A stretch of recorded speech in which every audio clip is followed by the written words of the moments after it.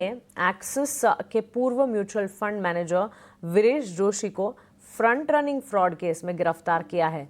क्या है ये खबर और इसका कितना असर पड़ता हुआ कंपनी पर और इस एग्जीक्यूटिव पर पड़ रहा है, ये सारी डिटेल्स लेकर हमारे सहयोगी अनुराग शाह हमारे साथ जुड़ गए हैं। अनुराग, मुद्दा क्या है और इसका असर क्या दिख रहा है, बताएं।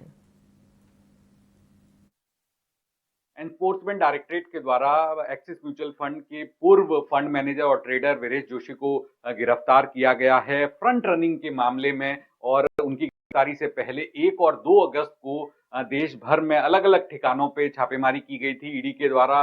मुंबई, दिल्ली, गुड़गांव, भावनगर, अहमदाबाद, कोलकाता में छापेमारी की गई थी और उसके बाद गिरफ्तारी की गई है। पीएमएलए कोर्ट ने ईडी की कस्टडी में भेज दिया है वीरेश जोशी को 8 अगस्त तक। तो ईडी ने अपने स्टेटमेंट में कहा है कि म्यूल ट्रेडिंग अकाउंट और एक दुबई के अंदर ट्रेडिंग टर्मिनल का इस्तेमाल किया गया था।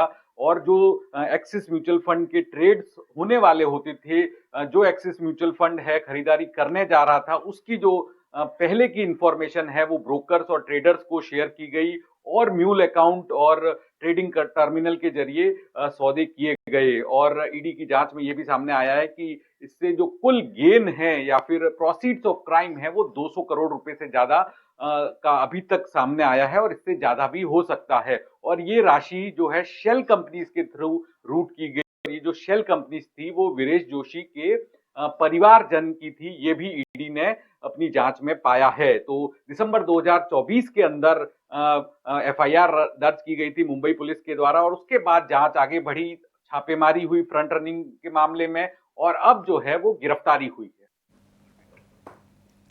चलिए, बिल्कुल, एक्सचेंजेस एनफोर्समेंट डायरेक्टरेट किसी भी तरह की फ्रंट रनिंग या इस तरह के मिसहैप्स पर लगातार फोकस रखता है और इस पर कड़े कदम भी उठाता है। अनुराग, शुक्रिया ये सारी डिटेल्स हमें बताने के लिए।